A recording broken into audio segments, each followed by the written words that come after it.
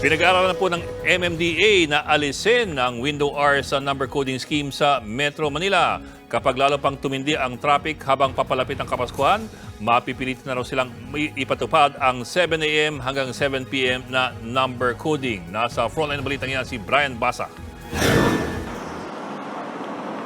Dahil sa inaasahang pagdami ng bilang ng sasakyan sa kalsada, lalo ngayong holiday season, pinag-aaralan ng MMDA na alisin na ang window hours sa number coding scheme sa Metro Manila.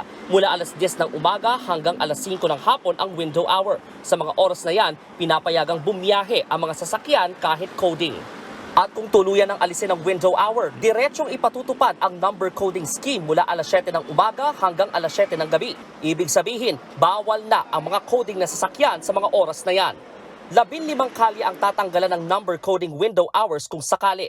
Wala pang eksaktong petsa kung kailan ito ipatutupad dahil pinag-aaralan pa ang magiging epekto nito. October 6 pa inaprubahan ng Metro Manila Council ang resolusyon para rito. Bahagi na rin po ito ng mga hakbang na ginagawa natin upang mabawasan nga po ang traffic, lalong-lalo na ngayon at padating na nga po ang Kapaskuhan at inaasahan natin napakaraming sasakyan po ang dadaan sa ating mga kalye.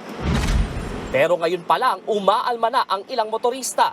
Feeling ko naman kasi kahit may gano'n saka wala, parang yung traffic's the same eh. Wala naman nagbago po eh. So, kung tatanggalin yon, medyo mas mahirap na ngayon. Kung ang goal nila mas malesen yung traffic, I think mayroong tendency na baka yung iba mas bumili pa ng kotse para ma-fill in yung window hours na yon. Dahil naman sa paparating na barangay at SK elections, wala munang number coding scheme sa Metro Manila sa October 30. Gayon din sa November 1 at 2 para sa paggunita ng undas. Samantala, nagbabala naman ng MMDA sa mga pasaway na motorista na dumaraan sa EDSA busway. Mas mataas na ngayon ang multa. Para sa first offense, 5,000 pesos ang babayaran. 10,000 hanggang 30,000 pesos naman sa second hanggang fourth offense. Posible ring suspindihin o ma-revoke ang lisensya ng lalabag na motorista.